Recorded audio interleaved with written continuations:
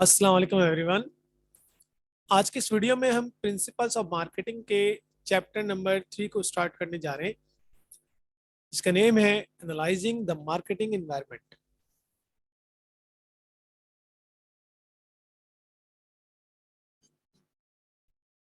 इस चैप्टर में हम डिस्कस करेंगे the company's micro environment, company's macro environment and responding to the marketing environment.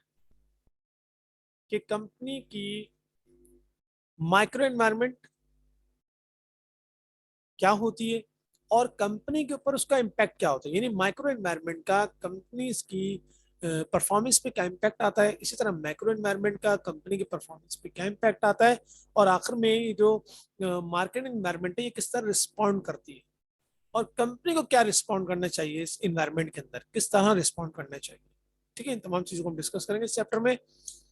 The marketing environment includes the factors and forces outside marketing that affect marketing management ability to build and maintain successful relationship with target customer। Marketing environment में वो तमाम factors और वो तमाम forces शामिल होती हैं जो कि आउटसाइड होती है मार्केट की, सॉरी कॉर्पोरेशन या कंपनी के आउटसाइड होती है, और जो मार्केटिंग मैनेजमेंट की एबिलिटी को अफेक्ट करती है। क्यों इफेक्ट करती है? ताकि बिल्ड किया जा सके और मेंटेन किया जा सके successful relationship with target customer, ताकि हम अपने कस्टमर से जो रिलेशनशिप है वो एक सक्सेसफुल रिलेशनशिप जो है अपने कस्टमर्स से मेंटेन कर सकें या बिल्ड कर सकें। ठीक है, तो मार्केटिंग एनवायरनमेंट हम ये कह सकते हैं कि मार्केट एनवायरनमेंट वो आउटसाइड फैक्टर्स होते हैं या फोर्सेस होती हैं जो कंपनी की मार्केटिंग एबिलिटी पे इम्पैक्ट होते हैं, जो कि पॉजिटिव भी हो सकते हैं और नेगेटिव भी हो सकते हैं। वो एनवायरनमेंट हमने टू पार्ट्स में डिवाइड किए हुए, micro environment and macro environment. इस वीडियो में हम मार्केटिंग एनवायरनमेंट के माइक्रो एनवायरनमेंट को डिस्कस करेंगे। Micro environment consists of the actors close to the company that affect its ability to serve its customer। Micro environment वो environment होते हैं जो कंपनी के नियर होते हैं, कंपनी से क्लोज होते हैं। इस तरह कह लें कि कंपनी के ऊपर बहुत ज्यादा इनका इम्पैक्ट होता है। ठीक,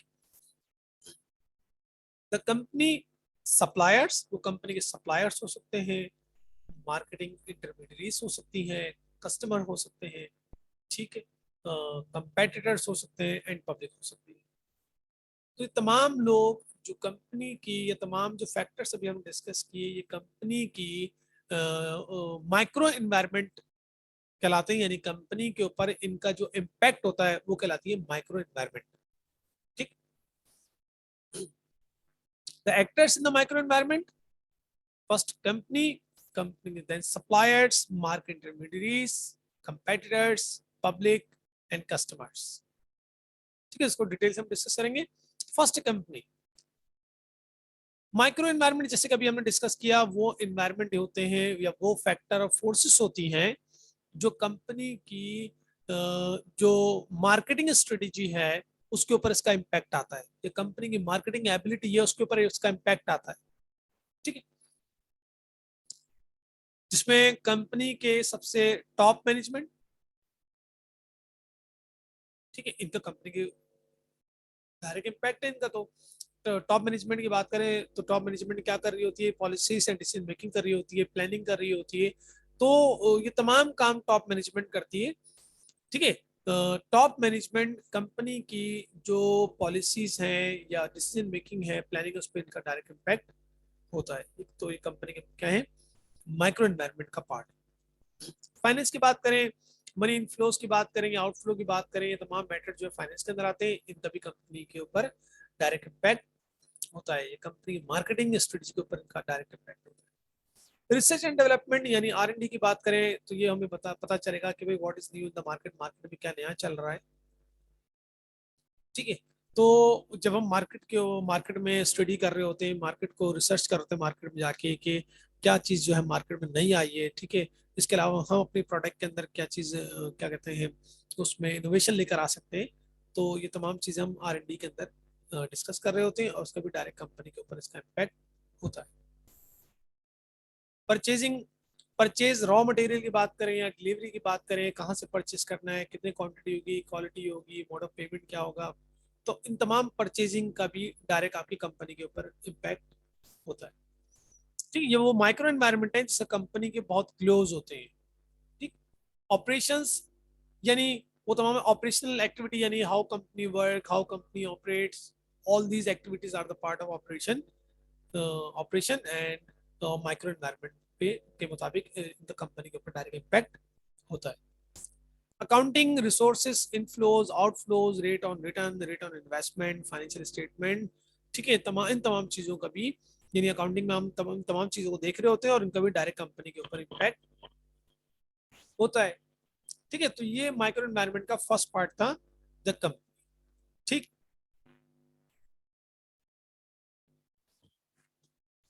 ठीक, नेक्स्ट क्या है? Suppliers. Suppliers provide the resources to produce goods and services. Supplier यानी माइक्रो एनवायरनमेंट का सेकंड जो पार्ट है वो है सप्लायर्स। यानी माइक्रो एनवायरनमेंट इससे जैसे कि हमने डिस्कस किया वो एनवायरनमेंट है जो कंपनी की कंपनी के ऊपर इसका डायरेक्ट इम्पैक्ट होता है। ठीक है, कंपनी की मार्केटिंग स्ट्रेटजीज जो होती हैं उसके ऊपर इनका इम्पैक्ट होता है। उसमें फर्स्ट है कंपनी, और कंपनी के तमाम हमने पॉइंट डिस्कस किए। नेक्स्ट है supplier. This supplier provide the resources to produce goods and services. ये सप्लायर यानी वो क्या कहते हैं मिडिल मैन, या वो पार्टी जो आपको गुड्स एंड सर्विसेज को प्रोड्यूस करने के लिए रॉ मटेरियल प्रोवाइड कर रही होती है। रिसोर्सेज यानी रॉ मटेरियल दे रही है आपको। Treated as partners to provide customer value. ये आपका एज अ पार्टनर है, और एज अ पार्टनर ये आपकी कस्टमर वैल्यू क्रिएट कर रहा होता है। फॉर एग्जाम्पल, अगर आप किसी भी सप्लायर से रॉ मटेरियल ले रहे हैं, ठीक है, अगर वो रॉ मटेरियल जो है एक क्वालिटी का रॉ मटेरियल अगर आपको मिलेगा तो उसके बेसिस पे जो आप प्रोड्यूस करेंगे गुड्स एंड सर्विसेज वो बेस्ट होगी। यानी जो भी आप गुड्स बना रहे हैं वो एक अच्छी क्वालिटी की गुड्स बना सकते हैं। बट ये कि और उससे आपकी कस्टमर वैल्यू क्रिएट होगी। और इससे इसके अगेंस्ट अगर आपका सप्लायर जो है आपको बिल्कुल डी और सी क्वालिटी की जो रॉ मटेरियल है वो प्रोवाइड कर रहा है, तो उसके बेसिस पे आप बहुत ए क्वालिटी की गुड्स नहीं प्रोड्यूस कर सकते। तो जस्ट लाइक आपका ये एक तरह का पार्टनर है। ठीक है, इसको एज अ पार्टनर ट्रीट कर रहे होते हैं। और जब एक क्वालिटी की आप गुड्स बनाएंगे तो कस्टमर वैल्यू क्रिएट भी होगी और एक कंपनी के ऊपर इसका पॉजिटिव इम्पैक्ट होगा। और अगर आपको सप्लायर जो है सी और डी क्वालिटी की जो है गुड्स प्रोवाइड कर रहा है, रॉ मटेरियल दे रहा है, और उसके बेसिस पे आप फिर इसी तरह की गुड्स बना रहे हैं, तो उसकी एक आपकी कस्टमर जो वैल्यू क्रिएट नहीं होगी। ठीक है, तो उसका एक नेगेटिव इम्पैक्ट होगा। तो कंपनी के अपने तमाम फैक्टर जो इससे पहले हमने डिस्कस किए थे, और नेक्स्ट हो गए सप्लायर। ठीक है, तो इनका कंपनी की मार्केटिंग स्ट्रेटजीज पर जो है डायरेक्ट इम्पैक्ट होता है। ये माइक्रो एनवायरनमेंट है, यानी माइक्रो एनवायरनमेंट यानी बहुत क्लोज।